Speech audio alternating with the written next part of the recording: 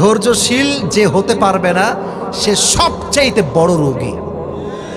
আর যে ধৈর্যশীল হতে পারে তার মতো সুখী মানুষ আর সুস্থ মানুষ আল্লাহর জমিন আর দ্বিতীয়টা কেউ হইতে পারে না। সুবহানাল্লাহ পড়েন। সবর এমন একটা জিনিস, এমন একটা হাতিয়ার যা কখনো পরাজিত হয় না। সবরকে আল্লাহ তাআলা এমন এক শক্তি দিয়েছেন যা কখনো দুর্বল হয় না। এ সবরকে আল্লাহ তাআলা এমন এক তীর বানিয়েছেন যা কখনো লক্ষ্য ভ্রষ্ট হয় না।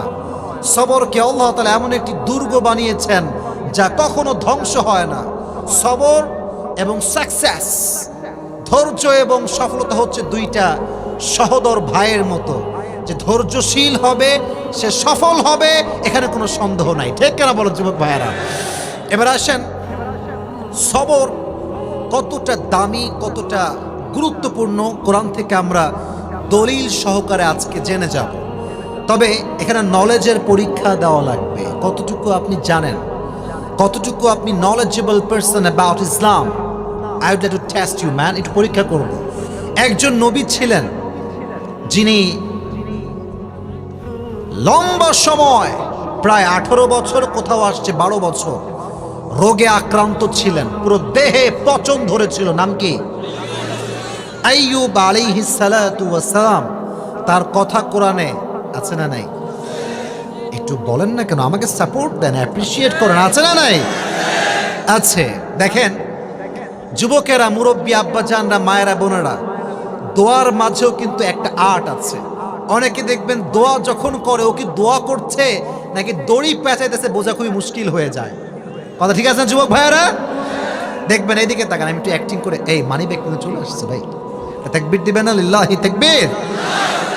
ওয়ালেটটা আমি এখানে রাখলাম, দেখি আজকে ওয়ালেট থেকে টাকা বের করতে পারে। না বের করতে পারলে আমার লাভ, কোনো প্যারা নাই, চিল। আর যদি বের করতে পারেন আমি আসিফ আপনাকে দিব টাকা। আজকে রাজি আছেন তো ইনশাআল্লাহ? তো বলছিলাম অনেক লোক দেখবেন সালাম ফিরায় দেয়, দিয়ে দোয়া করে। আছে না? আছে না? আছে না? এই যে এমনে একটু দড়ি পাকাইছে না, দোয়া করতেছে, এটা আল্লাহই ভালো জানে। এটা কোনো দোয়া হইলো? এমনি দড়ি পাকায়, কি যে কয় হে নিজেও জানে না। দোয়ার নাম এটা, দোয়া নয়। যখন আইয়ুব আলাইহিস সালাতু ওয়াস সালাম 18 বছর রোগাক্রান্ত ছিলেন, তার পা থেকে শুরু করে পেট সব পচন ধরেছে। যখন জবান পর্যন্ত সেই পচন ক্রিয়াটা চলে এসেছে, আইয়ুব বলছে, আল্লাহ এতদিন সব নষ্ট হয়েছে, কিচ্ছু বলি নাই, কোনো অভিযোগ করি নাই, কিচ্ছু বলি নাই, বাট যেই জবান দিয়ে তোমার জিকির করি সেই জবান যদি নষ্ট হয়ে যায়, এটা আমি আইয়ুব কখনো মানতে পারবো না। সুবহানাল্লাহ পড়েন সবাই। এবার আইয়ুব আলাইহিস সালাতু ওয়াস সালাম ডাক দিয়ে বলছে, আল্লাহ আন্নী মাসসানিয়াদ দুররু ওয়া আনতা আরহামুর রাহিমিন। ও আল্লাহ, আমি ক্ষতিগ্রস্তের মাঝে শামিল হয়ে গিয়েছি, আর সবচাইতে দয়াময় মায়াময় একজন। আওয়াজ দিয়ে বলেন তো তিনি কে? দোয়ার সিস্টেম দেখেন কি সুন্দর সিস্টেম। আল্লাহ আমি বিপদে পড়ছি, আর তুমি না দয়াময়, তুমি না মায়াময়, তার মানে হচ্ছে আল্লাহ তুমি আমাকে বিপদে দেখবা আর বিপদ থেকে উদ্ধার করবা না, এটা তো কখনো হইতে পারে না। সুবহানাল্লাহ পড়েন সবাই। আল্লাহ বলছে, আইয়ুব আর কোনো টেনশন নাই। ফাস্তাজাবনা লাহ। আল্লাহ সঙ্গে সঙ্গে আইয়ুবের দোয়াকে কবুল করলেন এবং তার কুদরতি আদেশে আইয়ুবের পুরো দেহটার যে পচন ক্রিয়া ছিল সে সঙ্গে সঙ্গে সুস্থ হয়ে গেল। সুবহানাল্লাহ পড়েন। তাহলে যখন অসুখ আসবে অভিযোগ কইরেন না যে আল্লাহ তুমি আমারে কেন দিলা। কিছু লোক আছে কয় যে আল্লাহ কি কাউরে পায় না, খালি আমারই কি পায়? বলেন বলেন বলেন বলেন। দুনিয়া থেকে আমি আছি, সব কষ্ট আমার উপরে, কেন কেন কেন? কেন বলা যাবে না, যা হয় আল্লাহর পক্ষ থেকে হয়। আর এটা আমি মুসলিম হিসেবে বিশ্বাস করি, আল্লাহ যা নিয়ে যাবে তার চাইতে অধিক গুণ বাড়ায় আল্লাহ আমাকে দান করবে। ঠিক আছে যুবক ভাইরা কথাটা? সাবের, you must have to be patient in every kind of situation. যত যা ঘটে যাক জবানে একটা মুচকি হাসি রাখবেন, দেখবেন আপনার মতো সুখী আল্লাহর আকাশের নিচে আর কেউ হইতে পারবে না। সুবহানাল্লাহ পড়লেন না? আচ্ছা, কুড়িগ্রামের ভাইয়েরা, আমাদের দেশের নাম কি? গর্বের সঙ্গে বলেন, দেশের নামটা কি? আচ্ছা জানেন, আমি জানি, বাট মজলিসটাকে অ্যাক্টিভ রাখার জন্য আই এম আস্কিং ইউ। বলেন তো এই পুরো দেশের রাজধানীর নামটা কি? আপনার বললেন না যে ঢাকা আমাদের দেশের রাজধানী। আমি বোঝাচ্ছি সবরটা কতটা জরুরি। আপনারা ঢাকার রাজধানীর গুলশানের নাম শুনেছেন? বলেন শুনছেন না নাম? আচ্ছা, বনানীর নাম শুনেছেন সবাই? আরও আছে ধানমন্ডি, নাম শুনছেন সবাই? আমরা ওখানে প্রায়ই যাই, কাজের সূত্রে যাওয়া হয়, গুলশানে প্রায় যাওয়া হয়। এখন কেন বলছি জানেন? It's not like a show off man, বোঝানোর কিছু বিষয় আছে। আপনি কুড়িগ্রামের সামান্য ছোট্ট একটা গ্রামে 20 ঘরে থাকেন, নামই তো কুড়িগ্রাম। আমরা ছোট্ট ঘরে বসবাস করি, হয়তো বা কারো বড় ঘর, কারো ছোট ঘর। যদি আপনি গুলশানে যান, আপনাদের এই রংপুরের যে বিশ্ব রোডটা আছে, এদিকে যে বিশ্ব রোডটা দেখবেন, গিয়ে 2 ঘন্টা দাঁড়াবেন, দেখবেন কোনো রেঞ্জ রোভার নাই, BMW নাই, মার্সিডিজ নাই। এক্সেপশনাল মাঝে মাঝে একটা BMW গেলে যেতেও পারে, it could be happen, but I am not sure. But গুলশানে যাবেন, যে এলাকায় ঢুকবেন, যে গলিতে ঢুকবেন, রোডের পাশে দাঁড়াইলে দেখবেন প্রত্যেকটা সেকেন্ডে সেকেন্ডে ওই রাস্তা দিয়ে BMW যায়, মার্সিডিজ যায়, অডি যায়, সবচাইতে দামি গাড়ি রোলস রয়েলসও মাঝে মাঝে যায়। কথা বুঝতে হবে যুবক ভাইয়েরা, রোলস রয়েলসে চড়েছে মানেই যে সে সুখী, ব্যাপারটা কিন্তু এরকম নয়। আপনি খবর লাগান, যারা কোটিপতির সন্তান, বাপ নিজেরাই মাঝে মাঝে আমার কল দিয়ে বলে, হুজুর কামাই আমি কোটি টাকা, বাট আমার ছেলে মদই খায় কয়েক কোটি টাকা, আমার বউ মেকআপ করে 20 লাখ টাকার, আর আমাদের যে অসুস্থ শরীর, অপারেশন করতে করতে ইন্ডিয়া যাইতে আর আসতে জীবনের অর্ধেকটাই নষ্ট হয়ে গিয়েছে। ঠিক কিনা বলো যুবকেরা? আর কুড়িগ্রামের একজন যুবক বা মুরব্বী হয়তো বা সরকারি চাকরি করে না, খেতে কাজ করে, নর্মাল জব করে, বা দোকান আছে ছোট্ট একটা, কামায় কম, বাট দ্যাটস হালাল, দ্যাটস নট হারাম ম্যান। হালালের সংখ্যা অলওয়েজ কম হয়, বাট এর সুখটা অফুরন্ত হয়। হারামের সংখ্যা অলওয়েজ আধিক্যতায় সবচেয়ে বেশি হয়, বাট এর সুখটা মাত্র সাময়িকের জন্য হয়। অতএব don't complain, whatever you have, think about that. Don't think about whatever you don't have, you have to think about whatever you have. যা আছে তা নিয়ে ভাববেন যে আল্লাহ আমাকে চোখ দিয়েছে, হাত দিয়েছে, দেখবেন যে মনটা আপনার খুশিতে ভরপুর হয়ে যাবে। আর ভাববেন যে টাকা নাই রে ভাই, R15 নাই, আইফোন নাই, বাড়িতে টাইলস নাই, আপনার পুরো জীবনটা অসুখ দ্বারা ভরপুর হয়ে যাবে। ঠিক কেনা বলেন যুবকেরা? তাহলে ধৈর্যশীল হওয়ার দরকার। আইয়ুব আলাইহিস সালাতু ওয়াস সালামের জীবন থেকে আমরা শিক্ষা পেলাম। আজ থেকে যখনই অসুখ আসবে, সবর করব একজনের জন্য। আওয়াজ দিয়ে বলেন তো তিনি কে? 1 নাম্বার কোরআন থেকে দলিল দিলাম যে অসুস্থ হলে ধৈর্যশীল হওয়া ছাড়া কোনো গতি নাই। এবার আসেন আর একটা এক্সাম্পল দিচ্ছি। এই পুরো পৃথিবীর একজন মহিয়সী নারী, জান্নাতি নারী, নবীজির প্রথম স্ত্রী ছিলেন তিনি। কে বলতে পারে নামটা কি? পেছন থেকে কোনো খুব জোরে জবাব দিয়েছে, সামনে জবাবটা জোরে হয়নি। নাম বলেন। নলেজে বসান। নবীজির প্রথম স্ত্রী যিনি ছিলেন, তিনি কি সিঙ্গেল ছিলেন না ডিভোর্সড ছিলেন? ডিভোর্সড ছিলেন। তার নাম ছিল কি? খাদিজা। এদিকে তোমরা যে কেন ঠিক হচ্ছ না ডানের ভাইয়েরা, এখন আমি বুঝলাম না। ইয়ার এ ক্যা বাত, বুঝলাম না ব্যাপারটা। এতবার বলছি এদিকে তাকাও, একটা কোনো সাউন্ড এদের মাঝে নাই। শুরু থেকে চুপচাপ এরা বসে আছে, তোমরা কেন সাউন্ড করছো বারবার? এত সুন্দর প্রত্যেকটা আয়াত ভিত্তিক কথা বলছি, তাও যদি সাউন্ড করো, এটা মনোমায় নষ্ট করে দেয়। প্লিজ কেউ কোনো প্রকার কোনো সাউন্ড করবেন না। এটা মাইন্ডসেট ক্লিয়ার করে তাকবীর দেন, লিল্লাহি তাকবীর। নবীজির প্রথম স্ত্রীর নাম ছিল খাদিজা। উনি যখন প্রথম বিয়ে করেন, প্রথম ঘরে একটি সন্তান হয়, তার নাম হচ্ছে হিন্দ। বিয়ের পরে সন্তান হওয়ার পরে যখন স্বামী মারা যায়, একমাত্র মেয়েই বোঝে যে স্বামী হারাইলে কি পরিমাণ কষ্ট এবং যন্ত্রণা সহ্য করতে হয়। ঠিক কিনা বলো? প্রথম স্বামী মারা যায়, খাদিজা শি ওয়াজ পেশেন্ট। আল্লাহ তুমি নিয়েছো, আমি খুশি, যাও, ধৈর্যশীল। Second time she got married again, আবার বিয়ে করলেন ধৈর্যশীল হয়ে।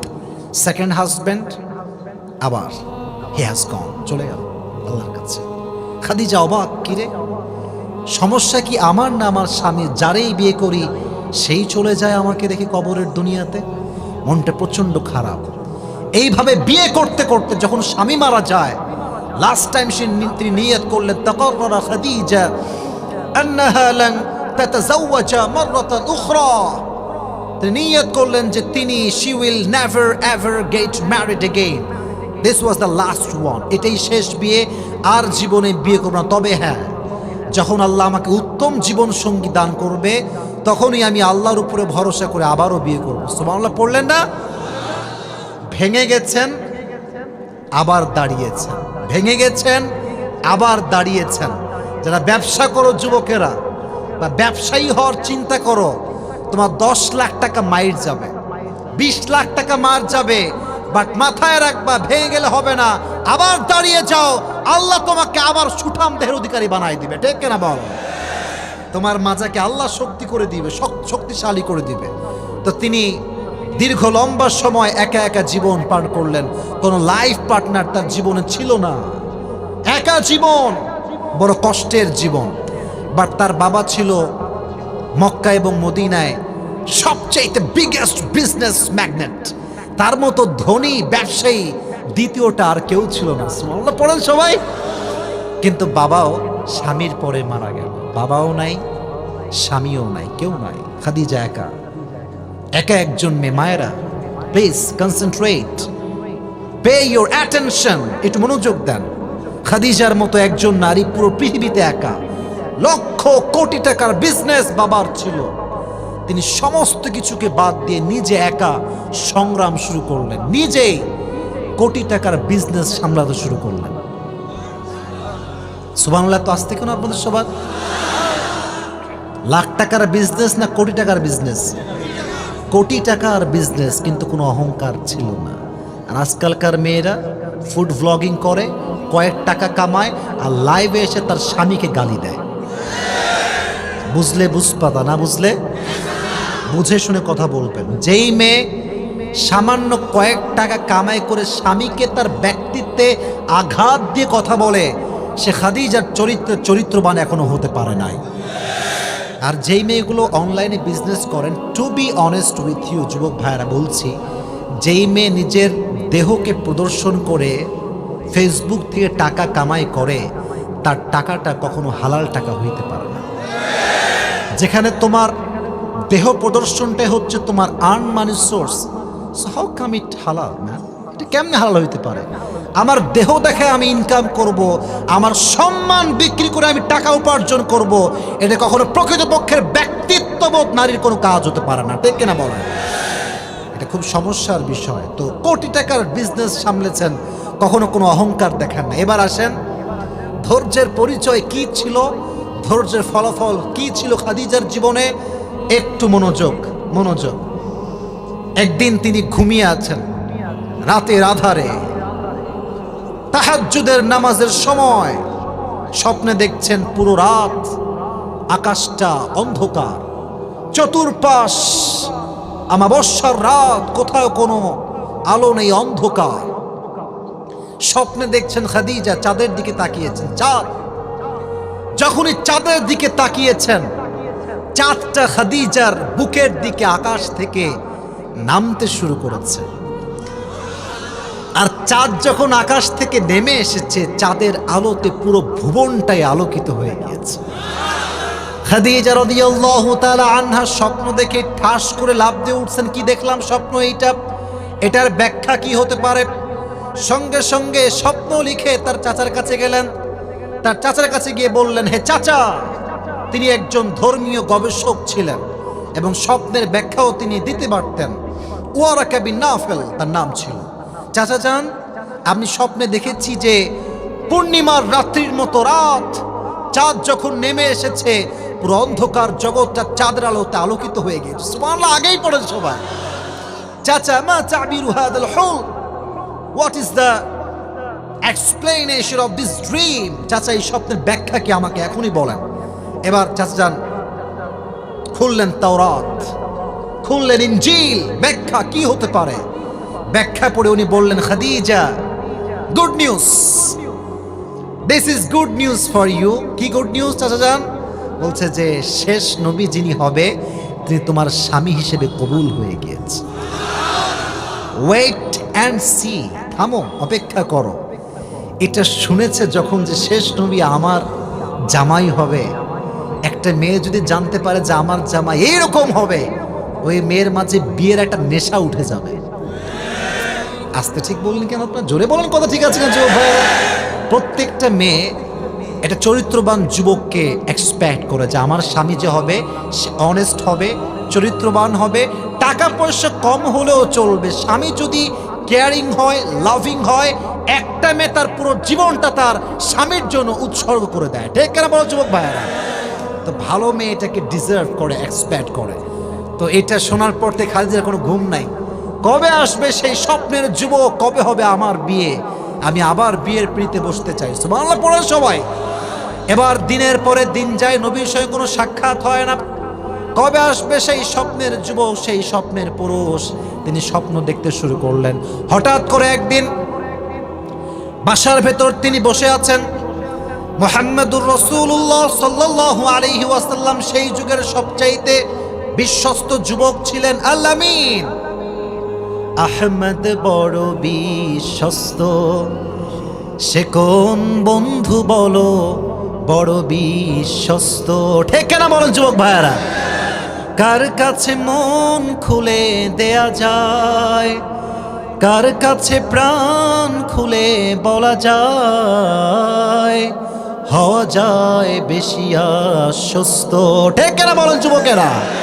The prophet was the most trusted worthy personality ever in the world. তার মতো বিশ্বস্ত যুবক আল আমিন আল্লাহর জমিনে দ্বিতীয়টা আর কেউ হইতে পারে না। সুবহানাল্লাহ পড়ে সবাই। তো বিজনেসের পারপাসে ওনার সঙ্গে দেখা। এবার কথাগুলো শুনলে হবে না, আমার চেহারার দিকে দেখতে হবে। আমার চেহারা, ফেশিয়াল এক্সপ্রেশন একটু ফলো করা। খাদিজা ঘরে বসে আছে। হঠাৎ করে মুহাম্মদুর রাসূলুল্লাহ সাল্লাল্লাহু আলাইহি ওয়াসাল্লাম তার বাসায় as a guest, as a business partner entry নিয়েছে। তার বাসায় মেহমান হয়ে আসছে। তো খাদিজা যখন জানালার ফাঁক দিয়ে নবীজির চেহারা দেখেছে, যেই নূরের ঝলক নবীজির চেহারায় ছিল, খাদিজার মনে অর্ধেক বিশ্বাস উঠে গিয়েছে, মানে চলে আসছে যে এটাই মনে হয় আমার স্বামী। এত সুন্দর চেহারা নবীজির। But she was not 100% confirm that he is the last Messenger. উনি কনফার্ম ছিলেন না যে ইনিই শেষ নবী। তো তিনি তাওরাত খুললেন, ইনজিল খুললেন, তিনি পড়তে শুরু করলেন যে how will be the look of last Messenger Muhammad সাল্লাল্লাহু আলাইহি ওয়াসাল্লাম। শেষ নবীর দেহ কেমন হবে, তার ফিগার কেমন হবে, তার বডি স্ট্রাকচার কেমন হবে, চেহারার রং কেমন হবে। ওখানে লেখা আছে নবীর গায়ের চেহারার রং হবে সাদা নয়, কালো নয়, শ্যামবর্ণ নয়। নবীর চেহারা হবে মালিহ, লাবণ্যময়, সুন্দর। সুবহানাল্লাহ, শুনি নাই তো? জোরে সোরে সুবহানাল্লাহ।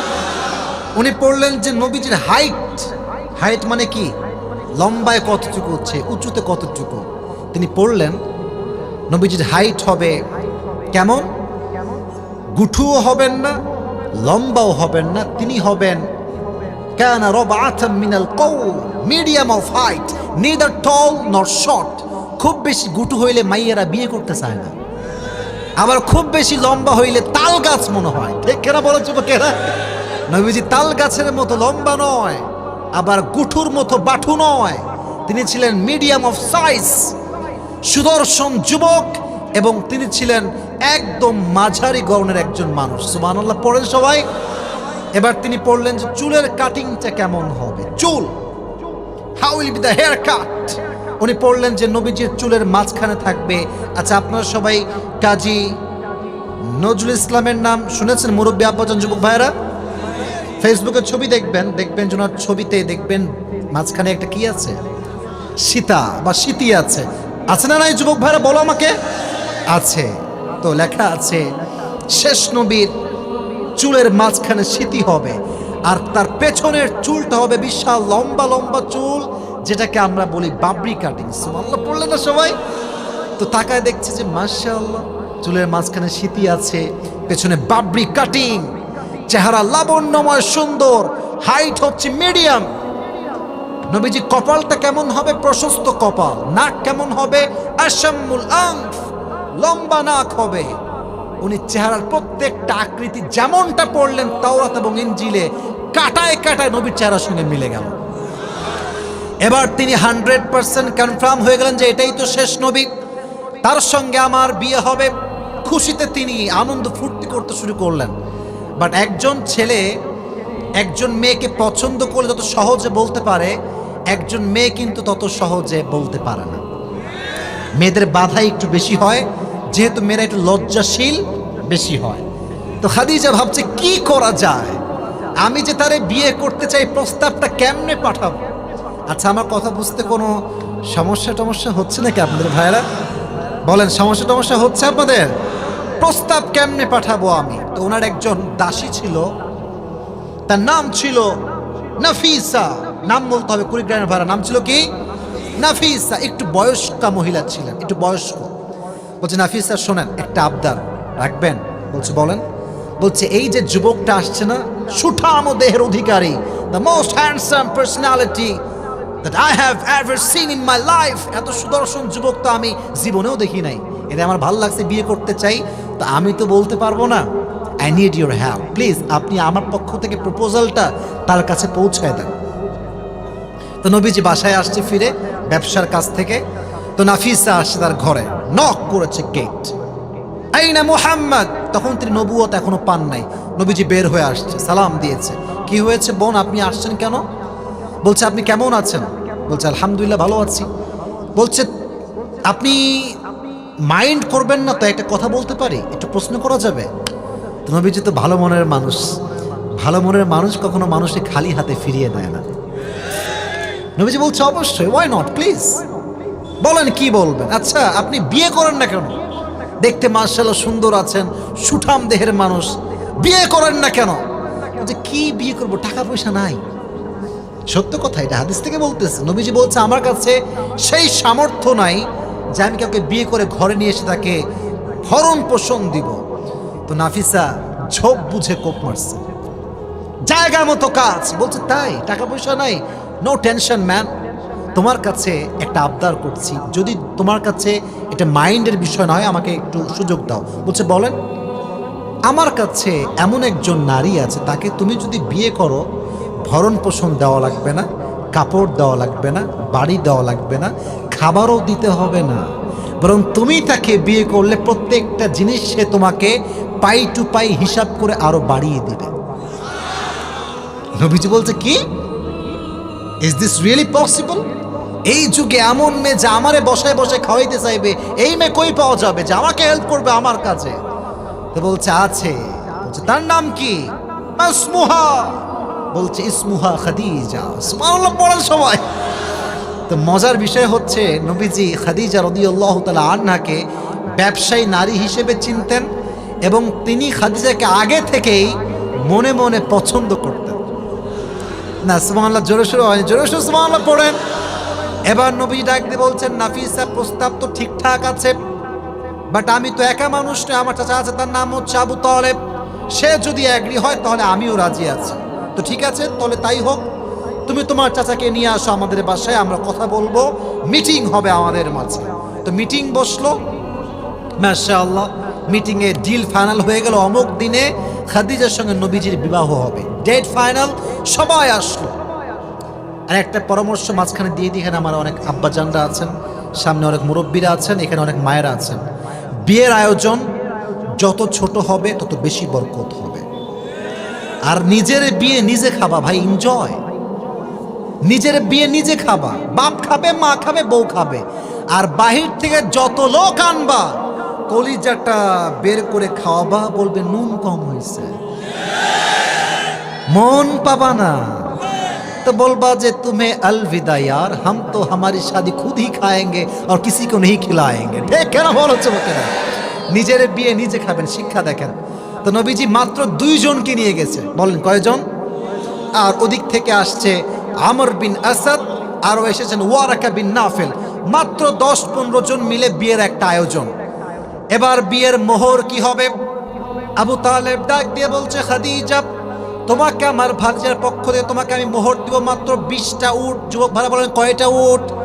20টা। দিস ইজ ইয়োর মোহর, নাও এইটা তুমি গ্রহণ করো। খাদিজা গ্রহণ করলেন। যখন কবুল হয়ে গেল, কালেমা হয়ে গেল, বিয়ের ওয়ালিমা কি হবে, কারে কি খাওয়াবে, লোকজন তো ভালোই চলে আসছে খবর পেয়ে, আরো কিছু লোক আসছে, আত্মীয়রাও আসছে। খাদিজার মন এটা এত ছোট নয়, বিশাল বড় মন। বলছে 20টা উট যে আমাকে মোহর দিয়েছে, এই 20টা উট মেহমানদের মেহমানদারি করবার জন্য জবাই করে ফেল। জবাই করা হলো, খাওয়া দাওয়া হলো, সব শেষ। এবার আসেন আমার মূল মেসেজ আপনাকে ঢুকাই দেই। যখন মূল মেসেজ দিচ্ছি মনোযোগটা ঠিকঠাক রাখতে হবে। বাসর রাত, নবীজি আসছেন, খাদিজা আগেই বসে আছেন খাটের উপরে। নবীজি আসছেন, খাদিজা বসে আছেন। নবীজিকে খাদিজা সালাম দিলেন। প্রথমে কুশল বিনিময় হলো, কথাবার্তা হলো। তো নবীজি খাদিজা বলছে, আপনি জানেন যে আপনাকে আমি কিসের বিনিময়ে পেয়েছি? নবীজি বললেন, কিসের বিনিময়ে আপনি আমাকে পেয়েছেন? উনি বললেন, আমি সবরের বিনিময়ে আপনাকে আমি পেয়েছি, ধৈর্যের বিনিময়ে পেয়েছি। মানে কেন, কেমনে? বলছে, আমার স্বামী সব মারা গেছে, তা আমি নিয়ত করেছিলাম যতক্ষণ পর্যন্ত আপনার মতো কাউকে না পাবো আমি ধৈর্যশীল হব। আমি কোনো জেনা করব না, আমি কোনো রিলেশনশিপ করব না, আমি কোনো হারামে যাব না।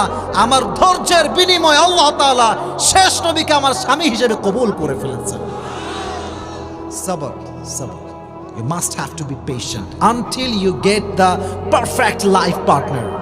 যতক্ষণ তুমি তোমার আসল জীবন সঙ্গিনী খুঁজে না পাচ্ছ, সিঙ্গেল থাকবা। আর যদি কেউ বলে তুই সিঙ্গেল কেন রে ভাই, বলবা পাইনি তাই সিঙ্গেল। তোর যে সমস্যা হয় তুই আইনা দে, আমি এখনই বিয়ে করব। এই কথাটা বুঝবেন, এটা ঠিক বেঠিক বললে কিন্তু ঠিক হয় না। যেই বলে বিয়ে করো না কেন রে, কি সমস্যা, কত ভিতরে সমস্যা নাকি, ভিতরের সমস্যা তো কি, তো কে বলছে কথা, ওকে ডাকবেন। তো কে বলছে, বলবে যে এমনি বললাম ভাই, মজা করছি। বলছে এরপর থেকে মজা না, সোজা বউ নিয়ে আসবি আমার মন মতো, তোর সামনে আমি কবুল করে বিয়ে করবো। কথা ঠিক আছে যুবক ভাইরা? তুমি বেটা বউ খুঁজে দিবা না আর দেশে তুমি ঝাড়ি মারবা আমার উপরে, কানের উপর লাগা ঠিক করে দেওয়া লাগবে। ঠিক কেন বলছে? কিছু লোক আছে দেখবেন যে, কিরে তুই বুড়া হয়ে গেলি রে, তোর কবে বিয়ে হবে রে? তোর তো বিয়ে হবে না রে ভাই, অমুকের বিয়ে হয়ে গেল, তোর বান্ধবীর 2টা বাচ্চা হয়ে গেল, তোর বন্ধু বিয়ে করে সরকারি চাকরি হয়ে গেল, আর তোর কবে হবে? তোর কান ধরে বলবা তুই নিয়ে আসলেই আমার হবে।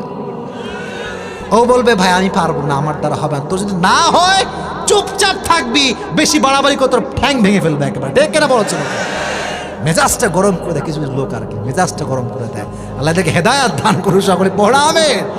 তাহলে জীবন সঙ্গিনী পাওয়ার ক্ষেত্রে সবরের দরকারটা যুবক ভাইরা আছে না নাই? 2টা এক্সাম্পল দিলাম। এক হচ্ছে আইয়ুব আলাইহিস সালাতু ওয়াস সালাম, আর একজনের নাম কি? পুরস্কার পাওয়ার জন্য মাথায় রাখতে হবে, নামটা কি? খাদিজা। এবার আরেকটা প্রশ্ন, ব্রেইন অ্যাক্টিভ রাখেন।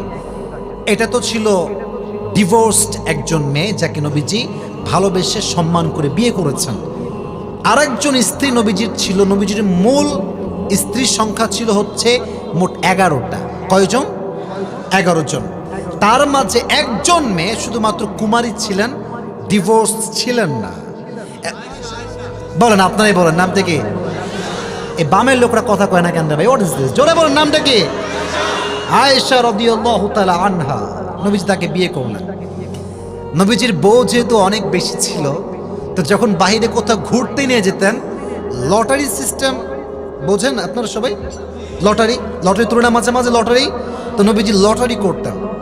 এদিকে তাকান, একটু এক্সাম্পল দিয়ে বোঝাই, যদিও বা চায়ের এখানে চা আছে। প্রত্যেকটা কাগজে কাগজে নবীজি নিজের স্ত্রীদের নাম লিখতেন। লিখে 1টা 2টা 3টা 4টা সব বউদের নাম একটা ছোট্ট বাটিতে রাখতেন। প্রত্যেক সপ্তাহে মাসে মাসে কাগজ তুলতেন, যার নাম উঠত তাকে নিয়ে নবীজি আউটিংয়ে যেতেন, কক্সবাজার যেতেন, সমুদ্র সৈকতে যেতেন, নবীজিদেরকে নিয়ে সাজেক ভ্যালি যেতেন। মানে এটা মানে ওইটা বুঝেন না, মানে ঘুরতে যেতেন। সুবহানাল্লাহ পড়লেন সবাই? ঘোরানোর কথা বুঝাচ্ছি, ওটা আপনার সাজেক ভ্যালি আবার বুঝেন না, কারণ নবীর যুগে সাজেক ভ্যালি এটা ছিল না, কক্সবাজার এটা ছিল না। তো নবীজি ঘুরতে নিয়ে যেতেন। তো একবার তিনি লটারি করলেন, প্রথমেই যার নাম উঠলো তিনি হচ্ছেন আয়েশা। সুবহানাল্লাহ পড়েন সবাই? তিনি ঘুরতে বের হলেন অনেক দূরে। আপনার সবাই পালকির নাম শুনছেন? কুড়িগ্রামের ভাইরা পালকিতে ছড়ে আগে কি নিয়ে আসা হতো? কথা কয় না কেন? কি নিয়ে আসা হতো? মাশাআল্লাহ, আমার শ্রোতা পাওয়া গেছে, অডিয়েন্স, মাশাআল্লাহ। কি নিয়ে আসা হতো? বোট। আগের যুগে পালকিতে চড়ে ঘুরতে নিয়ে যাওয়া হতো। এটাকে আরবিতে বলা হয় হাউদাজ। তো নবীজি আয়েশাকে হাউদাজে উঠালেন, চলো আমরা ঘুরে আসি। ঘোরাফেরা হয়ে গেল। যখন ফিরে আসবেন সফর থেকে, তো আম্মা জান আয়েশা একটু চিকন ছিলেন। চিকন মানুষ রিক্সায় উঠলে রিক্সা যখন প্যাডেল মারে ও বোঝে না যে পেছনে কেউ আছে কিনা। চিকন মানুষের শক্তি অত বেশি হয় না, খুব হালকা ভারী হয়, বেশি এটা ভারী হয় না। তো যখন আসবেন ফিরে, তখন তার প্রকৃতির চাপ দিয়েছে। উনি বললেন, এই থামো, আমাকে একটু সময় দাও। তিনি উট থেকে নামবেন, হাউদাস থেকে। যখন প্রকৃতির ডাকে সাড়া দেওয়ার জন্য গেলেন, ওই সাহাবী যে উট ধরেছিল ও বোঝে নাই যে আয়েশা উঠেছে কি উঠে নাই, ও ভাবছে উঠে গেছে, ও নিয়ে চলে গেছে। এদিকে আয়েশা যখন প্রকৃতির ডাকে সাড়া দিয়ে আসছে, দেখছে কিরে, উট নাই, সাহাবী নাই, কেউ নাই, পুরো মরুভূমির একটা এলাকা, কেউ নাই। উনি ভাবলেন যে আমি এখানে অপেক্ষা করি, আমার স্বামী আমার জন্য একজন লোক পাঠিয়ে দিবে। সুবহানাল্লাহ পড়লেন না সবাই? এবার আম্মা জান আয়েশা রাদিয়াল্লাহু তাআলা আনহা চাদর বিছিয়ে শুয়ে পড়লেন। ছোট্ট মানুষ, চিকন মানুষ চাদর বিছিয়ে শুয়ে পড়লেন। ওদিকে নবীজি আব্দুল্লাহ ইবনে মুআত্তাল রাদিয়াল্লাহু তাআলা আনহুকে বললেন, যাও তুমি নিয়ে আসো আয়েশাকে। যখন তিনি আসলেন, আয়েশা আসলেন, উনি ঘুম থেকে উঠে চাদর মুড়ি দিয়ে পর্দার সঙ্গে হাউদাজে বসলেন। আব্দুল্লাহ ইবনে মুআত্তাল দূর থেকে তাকে গন্তব্যস্থলে পৌঁছে দিলেন। কিন্তু দুঃখের বিষয় হচ্ছে, মুনাফিকরা এটা দেখলো যে আয়েশাকে আব্দুল্লাহ ইবনে মুআত্তাল একাই নিয়ে আসছে সফর থেকে। মুনাফিকরা সুযোগ পেয়ে গেল। মুনাফিকদের সর্দার আব্দুল্লাহ ইবনে সালুল প্রপাগান্ডা ছড়িয়ে দিল, অপবাদ, যে আয়েশা অমুক সাহাবীর সঙ্গে জেনা করে তারপরে ফিরে আসছে। ছি ছি, এত আস্তে নাউজুবিল্লাহ পড়লেন আপনার সবাই? জোরে সোরে বলেন নাউজুবিল্লাহ। নবীর স্ত্রী কখনো চরিত্রহীন নারী হতে পারে? যুবক ভাইয়েরা আমার, চরিত্রে একদম সোজা আঘাত আয়েশা। বাট দুঃখের বিষয়, আয়েশা কিচ্ছু জানে না যে কি হয়েছে আমার সাথে। আয়েশা রাদিয়াল্লাহু তাআলা আনহা খোলা মনে ঘুরছেন শহরের ভেতরে। যখন তিনি বাবার কাছে গেলেন, তার বাবার নাম হচ্ছে আবু বকর রাদিয়াল্লাহু তাআলা আনহু।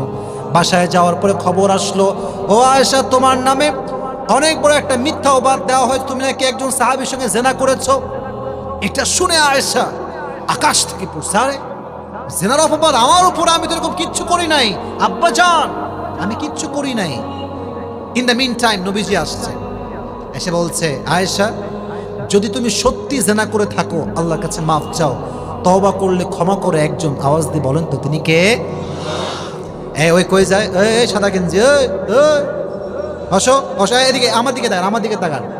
এক দুইজনের ওয়াশরুম লাগতেই পারে, কারণ অলরেডি 12:30 বাজতে গিয়েছে। বাট আমাদের তো ওয়াদা আছে, আমরা ওয়াজ শেষও করব পুরস্কার নিয়ে, দোয়া করে, then we will go back to home ইনশাআল্লাহ। নাকি আপনারা বলছেন যে এখন শেষ করতে হবে? কোনটা? ওয়াজ চলবে তো ইনশাআল্লাহ। আমি কিন্তু হাদিস শেষ করতে পারি না। এবার দেখেন, নবীজি এবার আয়েশার কাছে বলছে, আয়েশা তওবা করো আল্লাহর কাছে। নবীজিকে আয়েশা বলছে, নবী আপনি আমাকে বিশ্বাস করেন না যে আমি কাজ করি নাই? বলছে, না না বিশ্বাস করি, কোনো সমস্যা নেই, এবার তুমি তওবা করে ফেলো। বলে, না আমি তওবা করবো না, কারণ আমি যে গুনাহ করিনি আমি তার তওবা কেমন করে করব? একটু অপেক্ষা করে, আমি সবরের পরিচয় দিলাম। ধৈর্যশীল হলেন তিনি। আল্লাহকে বলেন, আল্লাহ আমি তোমার উপর সবর ধারণ করলাম, তুমি ফয়সালার মালিক আল্লাহ, আমি কোনো জুলুম করি নাই, কোনো অন্যায় করি নাই। তিনি সবের হয়ে গেলেন। আল্লাহ তার চরিত্রকে প্রমাণ করবার জন্য, নিষ্কলুষ প্রমাণ করবার জন্য নিজেই আরশে আজিম থেকে আয়াত নাজিল করে দিলেন। ইন্নাল্লাযীনা জাউ বিল ইফকি উসবাতুম মিনকুম লা তাহসাবুহু শাররান লাকুম। ও নবী, মুনাফিকরা আপনার কাছে আয়েশার ব্যাপারে মিথ্যা অপবাদ দেয়, আপনি এদেরকে সঠিক মনে করবেন না। মাথায় রাখবেন, মুনাফিক সব সময় মুসলমানদের চরিত্র নষ্ট করবার পায় তারা করে। ঠিক কেনা বলেন যুবক ভাইয়েরা? আমি আয়েশার চরিত্র রক্ষা করব, আয়েশা এমন কোনো কাজ করে নাই। তো আয়েশাকে যখন মিথ্যা অপবাদ দেওয়া হয়েছে, তিনি কি এমনি উল্টায় পড়ছেন না ধৈর্য ধারণ করেছেন? ধৈর্যের ফলাফল কি হয়েছে? আল্লাহ তার চরিত্রকে নিষ্কলুষ প্রমাণ করবার জন্য নিজেই আয়াত নাজিল করে আয়েশার চরিত্রকে সুমহান মর্যাদা দান করেছে। সুবহানাল্লাহ পড়া।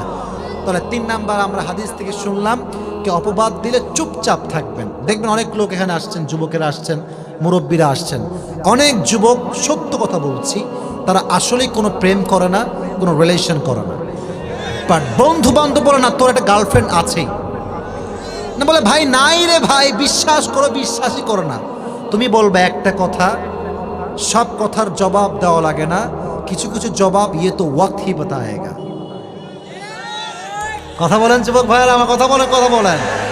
সব জবাব নিজে দিতে হয় না, কিছু জবাব সময়কে দিতে হয়, কারণ সময় এমন একটা জিনিস যেটা ঘোরে আর কে কেমন, কার চরিত্র কেমন জবাব দিয়ে দেয়, ঠিক কেনা বলো যুবক ভাইয়েরা। এবার আসেন শেষ হাদিসটা শোনাই। আপনারা রাত প্রায় 12টা বাজে গিয়েছে, হয়তো বুঝাচ্ছেন হুজুর আমাদের মাজা ব্যথা হয়ে গিয়েছে নাকি। আপনারা কি চান যে আমি ওয়াজটা শেষ পর্যন্ত করি? তাহলে আমি দেখতে পাচ্ছি দুই একজন লোক ডান বাম হচ্ছে, I don't know why they are doing like this, but আমার একটা বিশ্বাস আছে এই যে ডানে বামে সামনে, এখন 12টা বেজে প্রায় 15 থেকে 20 বাজে, এখন যারা বসে আছে এরা যে আমারে ভালোবাসে, কোরআনকে ভালোবাসে, এখানে কোনো 2 পয়সা সন্দেহ নাই। কারণ কুড়িগ্রামের ভাড়া একটা কথা বুঝবেন, concept that should be clear. আমি আসিফ অনেক ফেমাস হতে পারি, বাট আমাকে সবাই ওয়াজ শুনতে আসে না, কিছু লোক জাস্ট আমাকে এক পলক দেখার জন্য আসে। আর যারা ওয়াজ শুনতে আসে তারা দীর্ঘ লম্বা সময় ওয়াজ শুনে, দোয়া না করে তারা বাসায় ফিরে যায় না, ঠিক কেনা বলেন যুবক ভাইয়েরা। তো এখন যা দাঁড়িয়ে আছে দেখেন, দাঁড়ায় আছে, ওরা প্রায় 1 ঘন্টা যাবত দাঁড়িয়েই আছে। এই ভালোবাসা যখন দেখি তখন হিংসুকদের হিংসা আমার কাছে পায়ের ধুলি ছাড়া আর কিচ্ছু মনে হয় না, ঠিক কেনা বল। তো আমাকে ওয়াদা যেহেতু করেছো তোমরা পুরস্কার নিয়ে যাবা, শেষ হাদিসটা বলার চান্স আমাকে দেওয়া লাগবে। রাজি আছেন তো সবাই ইনশাআল্লাহ? তবে একজন যুবক আমি চাই, যেই যুবকের বউটো কেউ নাই, লম্বা একটা বিরতির জন্য আমি জাস্ট একজন যুবককে চাই, যেই যুবকটা দাঁড়িয়ে একটা বিশাল তাকবীর দিবে বাঘের বাচ্চার মতো। দাও তাকবীর, দাও না কেন?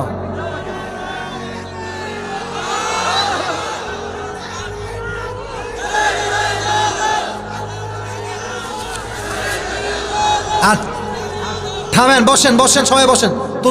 তুমি তাকবীর দাও।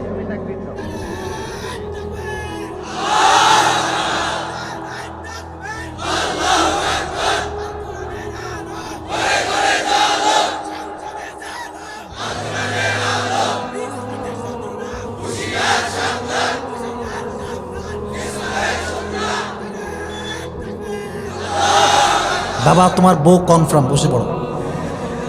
যে তাকবীর দিয়েছ গলা মোলা ভেঙে গেছে ভাই, ও বলছে এবারে সংগ্রাম, বিয়ে করার সংগ্রাম, ঠিক না?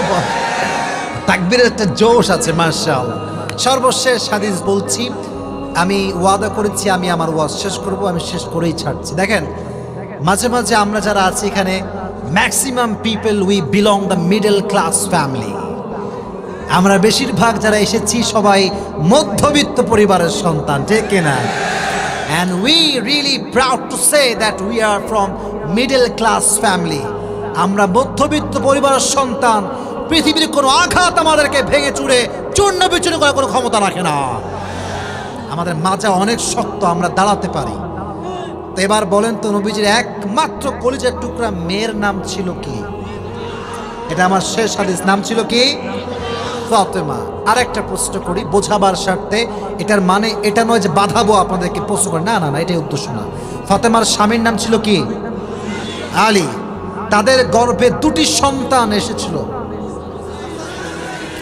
1 2 2জন সন্তান। আচ্ছা, মাঝে মাঝে আমাদের মধ্যবিত্ত পরিবারে অভাব আছে না নাই? অভাব মাঝে মাঝে আসে, মনে হয় যে আর কোনো অভাব পূরণ হবে না, অনেক কষ্ট হয়। একবার আলী রাদিয়াল্লাহু তাআলা আনহু ঘরে বসে আছেন এবং ফাতেমাও বসে আছেন, বাট 3 দিন যাবৎ ঘরে কোনো চুলা জ্বলে নাই, কোনো খাবার নাই, ভাত নাই, চাল নাই, ডাল নাই। ফাতেমা ডাক দিয়ে বলছে, আলী করা যায় কি? আমাদের বাসাতে কোনো খাবার দাবার নাই, আমার তো অনেক কষ্ট হচ্ছে। এবার আলী রাদিয়াল্লাহু তাআলা আনহু ডাক দিয়ে বলছেন, ফাতেমা তোমার আব্বাজানের কাছে তুমি যাও, গিয়ে বলো আব্বাজান এই অবস্থা, আমাদের ফ্যামিলি, আমাদের কিছু দান করেন। তুমি যাও, তুমি বাবার কাছে গেলে আব্বাজান তোমাকে কোনো খালি হাতে ফিরিয়ে দিবে না, যাও বাবার কাছে কিছু চেয়ে নিয়ে আসো আমাদের সংসারের জন্য। তো ফাতেমা নবীর কাছে আসছে, যখনই গেট নক করেছেন, নবীজির স্বভাব ছিল যখনই ফাতেমা আসতো, নবীজি নিজেই ফাতেমাকে সালাম পেশ করতেন। এক, সালাম পেশ করতেন। দুই, নবীজি নিজে তার হাত ধরতেন, হাত ধরে নিজে নিয়ে আসতেন, খাটে বসাতেন, তারপর নবীজি নিজে বসতেন তার পাশে।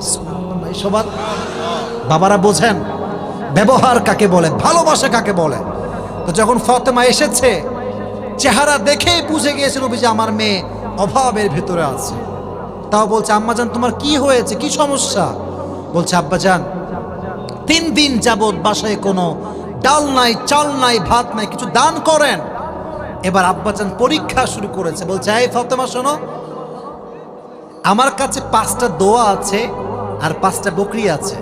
Which one you wanna take? তুমি কোনটা নিবা? 5টা দোয়া নিবা না 5টা বকরি নিবা?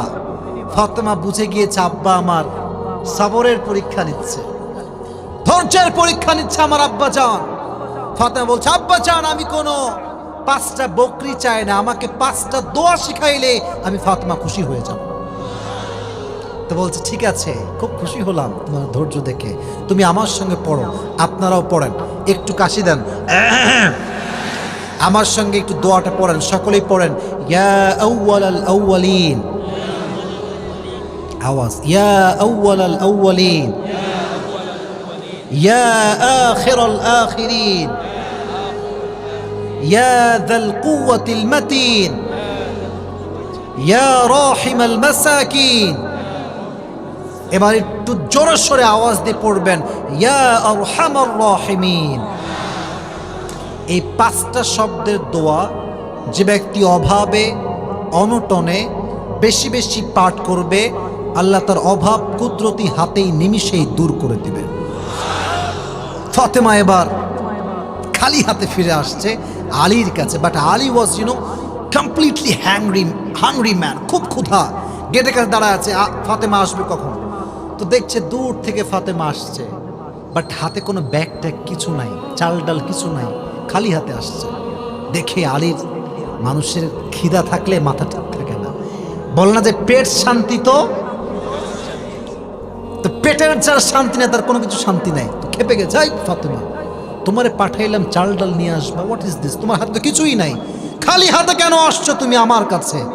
বলছে, আলী আমি তো খালি হাতে আসি নাই, যাহাবতু লিদ দুনিয়া ওয়া জিতু বিল আখিরা, আমি তো নবীর কাছে দুনিয়া চাওয়ার জন্য গিয়েছিলাম, আমার আব্বাজান আমার 2 হাতে পুরো আখিরাত দিয়ে বিদায় দিয়ে দিয়েছে, আমার এই হাতে আখিরাত আছে। বলছে, কি আখিরাত? বলছে, 5টা দোয়া শিখে আসছি। সুবহানাল্লাহ, সবাই পড়েন। বাট আলী তো আলী বলছে, ঠিক আছে, এবার আমি একটু যে ট্রাই করার চেষ্টা করি, একটু ট্রাই করি, দেখি কিছু দেয় কিনা। তো এবার আলী যখন গিয়েছে, নবীজি বলছে, জামাই আসো আসো, কি হয়েছে বলো, এদিকে আসো, কি হয়েছে? বলছে, আসলে আব্বাজান এই সমস্যা, খাবার দাবার কিছু নাই, অভাব, সবর তো আর কোলায় না, দেন না কিছু আমাদের জন্য। তো নবীজি আবার সবরের পরীক্ষা নিচ্ছেন। বলছে, শোনো আলী, আমার কাছে 5000 বকরি আছে আর 5টা শব্দের দোয়া আছে, which one you wanna take? তুমি কোনটা নিবা বলো? আলী বুঝে গেছে নবীজি তো এবার আমারও পরীক্ষা নিচ্ছে সবরের। তো আলী বলছে, নবী হে, 5000 বকরি লাগবে না, 5টা দোয়া শিখাইলে আমি আলী খুশি হয়ে যাব। তিনিও 5টা দোয়া শিখে বাসায় ফিরে আসলেন, এবং সবচেয়ে অবাক করা বিষয়, তারা ধৈর্য ধারণ করলেন, অভিযোগ করলেন না। কিছুদিনের মাঝেই আল্লাহ সংসারে এত বরকত দিলেন, এত রিজিক দিলেন, যে আলী বলছে, আরে এত রিজিক তো আমি আমার জীবনে কখনো দেখি নাই। সুবহানাল্লাহ, ধৈর্য। অতএব যখনই অভাব আসবে, ডোন্ট বি আপসেট। মধ্যবিত্ত পরিবারের সন্তানদের জন্য একটা গুড নিউজ, হাদিসে আসছে, গরিবরা বড়লোকের চাইতে 500 বছর আগে জান্নাতে প্রবেশ করবে। Are you happy? Are you happy now? 500 বছর আগে জান্নাত। মাথায় রাখবেন, যার টাকা যত বেশি না, তার হিসাব তত বেশি। তুই কামাইছিস কই থেকে? আল্লাহ এটা কামাইছি চাকরি করে। তোর চাকরি কয় টাকা বেতনের? আল্লাহ মাত্র 50,000। তোর 10 কোটি কই থেকে আসলো? বলছে, আল্লাহ সরকারি চাকরি তো একটু মাঝে মাঝে মাল পানি খাইছি। কথা কয় না কেন রে, কথা কয় না কেন যুবক ভাইরা? তো ইটস নট আ মাল পানি, ইটস কল্ড হাদিয়া। এটা হচ্ছে চোরের উপরে বাটপারি। মাঝে মাঝে পুলিশরা কি বলবে জানেন? বলছে আমরা কোনো ঘুষ টুস খাই না, 500 টাকা হাদিয়া দিলেই আমরা খুশি। হাদিয়া কই থেকে আসলো এটা? ঘুষটার নামই হচ্ছে হাদিয়া। ঠিক কেনা বলেছো কেনা? তো মাথায় রাখবেন, ধৈর্যশীল হতে হবে, বেঈমানি করা যাবে না। যত অভাব তত আল্লাহ খুশি। ওয়ালানাবলুওয়ান্নাকুম বিশাইইন মিনাল খাউফি ওয়াল জুই ওয়া নাকসিম মিনাল আমওয়ালি ওয়াল আনফুসি ওয়াস সামারাত ওয়া বাশশিরিস সাবিরিন। আল্লাহ বলছে আমি সব দিক থেকে পরীক্ষা করব, টাকা দিয়ে, মাল দিয়ে, সম্পদ দিয়ে, তোমাকে ক্ষুধা দিয়ে, ক্ষতি দিয়ে, জান দিয়ে, মাল দিয়ে, সব দিক থেকে আমি আল্লাহ পরীক্ষা করব। যে তুমি ধৈর্যশীল হও, ওয়া বাশশিরিস সাবিরিন, তবে তুমি জান্নাতের সুসংবাদ নিয়ে বাসায় ফিরে যাও। তাহলে প্রত্যেকটা সিচুয়েশনে একটা গুণ, এই তো ওয়াজ শেষের দিকে চলে আসছি, আমাকে এবার বাঘের বাচ্চার মতো জবাব দিতে হবে। একটা গুণ, নামটা কি? সবর। বলেন সবাই, বলেন নামটা কি? সবর মানে ধৈর্য। সবর মানে কি?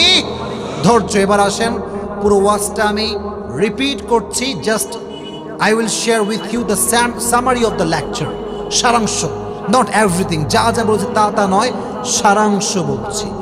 এবার আমাকে জবাব দেন, আজকে পুরো ওয়াজের মূল বিষয়বস্তুর নাম কি? পেছনে আমার খুব ভালো অডিয়েন্স আছে, বাবা মাশাআল্লাহ। আপনারা বলেন এটার নাম কি? সবর। সবর মানে ধৈর্য। আমি অনেকগুলো হাদিস বলেছি, কোরআন থেকে দলিল দিয়েছি। আমি জাস্ট প্রেসাইজলি কন্টিনিউয়াস প্রসেসের ধাপ ধাপে বলছি। প্রথমে বলেছিলাম একজন নবীর কথা, যাকে আল্লাহ তাআলা রোগ দিয়েছেন, বালাই দিয়েছেন। নবীর নামটা ছিল কি? আইয়ুব আলাইহিস সালাতু ওয়াস সালাম। তো ওনার যখন রোগ হয়েছিল, উনি কি অভিযোগ করেছেন না সবর করেছেন? সবর করে সর্বশেষ যখন তার রোগটা কোন পর্যন্ত আসছে, জিহবা পর্যন্ত আসছে, তখন তিনি আল্লাহকে বলেছেন, আল্লাহ এটা বলো না যে আল্লাহ তুমি কি লোক পাও না, খালি আমি কি আছি আর কেউ নাই? না না না না না, আল্লাহ আমি ক্ষতিগ্রস্তের সামিল হয়েছি, আর তুমি না রহমান, তুমি না রহিম। আল্লাহ এই দোয়ার বিনিময়ে তাকে রোগ থেকে মুক্তি দান করেছেন। সবর, ধৈর্যশীল ছিলেন, আল্লাহ তাকে রোগ থেকে মুক্তি দিয়েছেন। 1 নাম্বার। 2 নাম্বার, নবীজির একজন প্রথম স্ত্রীর ব্যাপারে এক্সাম্পল দিয়েছিলাম, তার নাম, আর একটু জোরে, বাম থেকে জোরে সরে বলার, নাম কি? খাদিজার স্বামী কি বেঁচে ছিল? প্রথমের দিকে না সব মরে গেছে, সবাই মারা গিয়েছে। খাদিজা কি ভেঙে পড়েছেন? কি ধারণ করেছেন? ধৈর্য ধারণ করেছেন। ফলে অনেক লম্বা হাদিস বলেছিলাম, বাট এটা এখন বলছি না। ফলে তিনি বাসরত নবী কি বলেছেন, নবী হে, আমি যে আপনাকে স্বামী হিসেবে আজকে পেয়েছি, এর একটা গুণ আমার পেছনে ছিল, গুণটার নাম ছিল কি? সবর। 2 নাম্বার হাদিস ছিল। 3 নাম্বার হাদিস ছিল নবীর স্ত্রী আম্মাজান, আব্বাজান, মুরব্বীরা, যুবকরা বলার নাম কি? আয়েশা। ছোট্টভাবে বলছি, উনি যখন সফরে গেলেন, হারিয়ে গেলেন, একজন সাহাবী তাকে রিসিভ করে নিয়ে আসলো। মুনাফিকরা অপবাদ দিল, তিনি তার সঙ্গে জেনা করে ফিরে আসছেন। নাউজুবিল্লাহ নাই। নবীজিও ভুল বুঝলেন, আব্বা আম্মাও ভুল বুঝলেন, বাট যেহেতু তিনি সবর করেছেন, তার চরিত্রকে পবিত্র করবার জন্য আয়াত নাজিল করে দিয়েছে। একজন আওয়াজ দিয়ে বলেন তো তিনি কে? সবরের জন্য আল্লাহ এই কাজটা করেছেন। 4 ছিল একটাই এক্সাম্পল, নবীজির এক কলিজার টুকরা মেয়েকে নিয়ে, তার নাম ছিল, আপনার বলেন জোরে, নাম ছিল কি? ফাতেমা। অভাবের সংসার, নবী দেন কিছু, অভাব, নবীজি কি কিছু দিয়েছেন না কি শিখিয়েছেন? চাইলে তিনি বলতে পারতেন যে নবী আমার দোয়া টোয়া লাগবে না, আমার আগে বকরি দেন, কারণ আমি ক্ষুধার্ত, আগে বকরি দেন, খাইলে পেট শান্তি, পেট শান্তি তো দেন আমারে। তো তিনি বলেন না কেন? সবর। নবী আমি ধৈর্যশীল হব, বাট দোয়ার বাহিরে কাজ করব না। দোয়া শিখিয়ে দিয়েছেন, দোয়ার বিনিময়ে, সবরের বিনিময়ে আল্লাহ পুরো সংসারকে রিজিক দ্বারা ভরপুর করে দিয়েছেন। এবার একজন যুবক যে আমার ওয়াজটা পরিপূর্ণ মনোযোগ দিয়ে শুনেছ, ঠাস করে দাঁড়াও। কে আছে? আচ্ছা, আয় দাঁড়ান দাঁড়ান দাঁড়ান, না না লিখে রাখলেও কোনো সমস্যা নেই, বাট আমি বলি সবাই বসুন, সবাই বসুন, সবাই বসুন। আমি বলি আপনিও বসুন ভাই, আপনিও বসুন। এই যে তুমি যে ইয়া পড়েছো, তোমার নাম কি? হ্যাঁ তুমি আসো, কারণ ওর দিকে আমার চোখটা আগে পড়ছে, ও আগে দাঁড়ায় গেছে। ও আগে দাঁড়াইছে না চাচা? হ্যাঁ আসে আগে। না না কোনো মারামারি না ভাই, পুরস্কার যেই পাও, ভালোবাসি আমি সবাইকে। পুরস্কার ওরে দেওয়া মানে যে ওরেই ভালোবাসি, it's not like that man. I love everyone, I love all the youngsters those who R here. ঠিক কিনা বলো যুবকেরা? সবাই ভালোবাসি। প্লিজ মাইকটা ওনাকে দেন, এই যে হ্যান্ড মাইকটা স্যার ওনার হাত দিলে খুব ভালো হবে। হ্যাঁ, এই কে যাচ্ছে রে বাইরে ডান বামে? কেউ গেলে ও লুঙ্গি ধরে বসবেন, খবরদার। যাবে কোথায় আজকে? ঠিক কিনা বলো যুবক ভাইয়েরা? যাওয়া যায় নাই, শেষ ভালো যার সব ভালো তার। আমরা শেষটা ভালো করেছি, জাস্ট পুরস্কার দিব, একসঙ্গে দোয়া করব, তওবা করব। আজকের মাহফিল থেকে হতে পারে কোন নেক বান্দা আজকে এখানে আছে তার হাতকে ওয়াসিলা করে আল্লাহ আমাদের সবার গুনাহ খাতা মাফ করতে পারে। সুবহানাল্লাহ পড়ে সবাই। তো আমি একটা কথা বলে দেই, ও যখন কোনো জবাব দিয়ে দিবে, আমি মারহাবা বলার আগেই আপনারা মারহাবা বলবেন। রাজি আছেন? আপনারা মারহাবা একটা প্র্যাকটিস করেন, সবাই বলেন মারহাবা। এই এই বসো, তোমরা বসো, বসে পড়েন, বসে পড়েন, বসে পড়েন, কোথাও যাবেন না, বসে পড়েন। যুবক ভাই সবাই সালাম দাও। আসসালামু আলাইকুম ওয়া রাহমাতুল্লাহ। এখন জবাব হইল? হ্যাঁ, আবার দাও সালাম, এবার জবাব দিবে সবাই জোরে জোরে। আসসালামু আলাইকুম ওয়া রাহমাতুল্লাহ। শোনো, তোমাকে একটা কথা আগে মোটিভেট করি। You have nothing to be tense, you have nothing to be depressed. সবাই তোমার সাথে আছে। বাঘের বাচ্চার মতো, বীর বাহাদুরের মতো জবাব দেওয়া লাগবে, কারণ কুড়িগ্রামের সন্তান কাউকে ভয় পায় না। ঠিক কিনা? মান সম্মান তোমাকে রাখতে হবে, কারণ তুমি সবার দায়িত্ব মাথায় নিয়েছো। বলো, আজকে আমাদের আলোচনার মূল বিষয়বস্তুর নাম ছিল কি? সবর, ধৈর্য। মারহাবা বললেন না? ধৈর্য। ধৈর্যের ক্ষেত্রে অনেক কথা, অনেক আয়াত, সব তোমাকে বলতে হবে না। ধৈর্যের ক্ষেত্রে একজন নবীর এক্সাম্পল ফার্স্টে দিয়েছে, শুরুতে। নবীর নাম ছিল কি? হযরত আইয়ুব আলাইহিস সালাম। মারহাবা বলেন সবাই। এখন যে জবাব দিবে আমার আগে, হ্যাঁ টাকা দিবে, আমি টাকা দিব না। দ্য ডিসিশন ইজ ইয়োর্স, আপনি লস করতে চান কিনা। যে জবাব দিবে ওর আগে সে টাকা দিবে। খবরদার কোনো সাউন্ড করবেন না। নাম ছিল কি ভাই? হযরত আইয়ুব আলাইহিস সালাম। তার কি সমস্যা হয়েছিল? তার পুরো শরীর পছন্দ হচ্ছিল। উনি কি করেছিলেন শেষ মুহূর্তে? ধৈর্য ধারণ করেছিলেন এবং মারহাবা বল, মারহাবা, মারহাবা। তখন তিনি আল্লাহকে বলছিলেন, আল্লাহ, আমি এই জিহ্বা দিয়ে তোমাকে স্মরণ করি, তুমি এই জিহ্বাটাকে পছন্দ দিও না। তখন আল্লাহ তাআলা তাকে সুস্থ করেছেন। তো অলরেডি এক সাবজেক্টে পাস করছে আর কি। তুমি ম্যাথে পাস, মনে করো ম্যাথে পাস করছো, এবার তুমি ইংরেজিতে আসো, মানে ফর এক্সাম্পল বলছি। এবার তুমি বলো 2 নম্বরে একজন নবীজির স্ত্রীকে নিয়ে কথা বলেছিলাম সবরের এক্সাম্পল দেওয়ার জন্য, ওইটা কি ছিল? খাদিজা রাদিয়াল্লাহু তাআলা। হাদিসে তোমাকে লম্বা করে বলতে হবে না। বাসর রাতে নবীজিকে বসিয়ে রেখে খাদিজা কি বলেছিল এটা বললেই হবে। তিনি নবীজিকে বলেছেন, আমি আপনাকে পেয়েছি শুধু ধৈর্য ধারণ করার জন্য। এটা কিন্তু বুঝে শুনে সে বলছে, কারণ আমি কিন্তু একদম কাট টু কাট প্রশ্ন করছি। বুঝে শুনে না বলে সে জবাব দিতে পারবে না। 2 নাম্বার গেল। 3 নাম্বার আমি একটা বিষয় বলেছিলাম, নবীজির একজন স্ত্রীকে নিয়ে যিনি সিঙ্গেল ছিলেন, তার নাম ছিল কি? হযরত আয়েশা। আয়েশার সঙ্গে কি হয়েছিল এবং তিনি কি পরিচয় দিয়েছেন বলো। যখন রাসূল সাল্লাল্লাহু আলাইহি ওয়াসাল্লাম তাকে সফরে গেছিলেন এবং সফরে হারিয়েছেন, তখন তিনি একটি চাদর মুড়িয়ে শুয়েছিলেন। তখন রাসূল সাল্লাল্লাহু আলাইহি ওয়াসাল্লাম একজন সাহাবীকে পাঠিয়েছেন ওনাকে নেওয়ার জন্য। তখন বাতিল শক্তিরা তাকে বিভ্রান্ত ফেলেছে। আর রাসূল সাল্লাল্লাহু আলাইহি ওয়াসাল্লাম এবং তাদের পিতামাতার প্রতি এটা দুর্নাম ছড়িয়েছেন যে তিনি জিনা করেছেন। তখন হযরত আয়েশা ধৈর্য ধারণ করেছিলেন, এর ফলে আল্লাহ তাআলা তার পক্ষ থেকে নিজেই জবাব দিয়েছেন। মারহাবা বললেন না সবাই? মাথায় মনে করেন যে আমি শুনতেছি, আমি কিন্তু সব শুনতেছি ওর কথা। 3টা হাদিস গেল ভাই, তুমি তো ভাই পেরেই গেছো, আমার তো লস অনিবার্য হয়ে গিয়েছে। তবুও তোমাকে জিজ্ঞেস করি, সর্বশেষ হাদিসটা কাকে নিয়েছিল এবং তিনি কার মেয়ে ছিলেন? क्या कर रहे हो यार यहाँ पे तुम लोग? হযরত মুহাম্মদ সাল্লাল্লাহু আলাইহি ওয়াসাল্লামের মেয়ে ফাতেমা। মারহাবা বলেন সবাই। হ্যাঁ, এবার বলেন যে ফাতেমার সংসারে কি হয়েছিল এবং তিনি কি করেছিলেন? ফাতেমার সংসারে অভাব অনটন হয়েছিল।